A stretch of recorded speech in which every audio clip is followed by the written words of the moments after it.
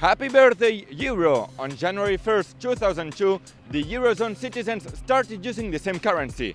20 years later, we asked Catalan residents if they miss the Spanish currency peseta. Check out. Jo vaig viure amb la peseta, a peseta el duro, els 5 duros, vull dir, tot era peseta. Suposo que la memòria és que ens va sobtar molt el canvi a l'euro.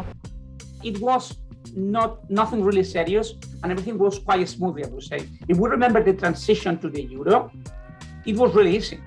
We started with the euro, New Year. Sí, tengo el recuerdo que me costó al principio mucho, porque durante años estuve pensando en pesetas. Traducía, iba a una tienda y para saber el valor real enseguida pensaba en pesetas. Y es ahora y todavía sigo traduciendo en pesetas a veces. L'euro va representar per Catalunya i per tots els països que estan sota la moneda única un canvi molt substancial, amb avantatges i desavantatges.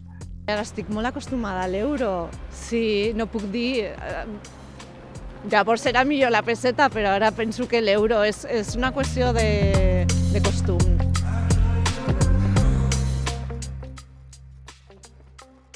Yo particularmente asociaba la moneda de euro a la moneda de 100 pesetas.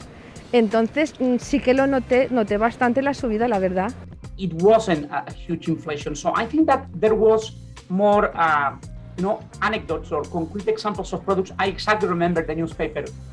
100 pesetas, 1 euro. En realitat, l'increment general al cap d'un temps, un cop analitzat, que s'hagués vist amb l'increment de preus que es nota al final amb la inflació, no va ser tant com el que en un principi semblava que es podia produir.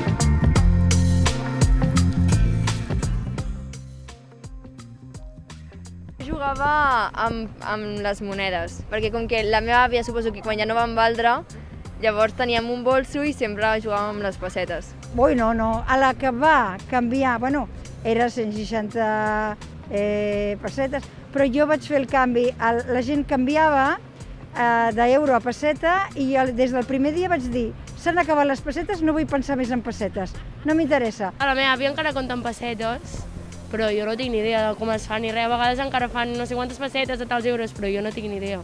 No sé com es fa.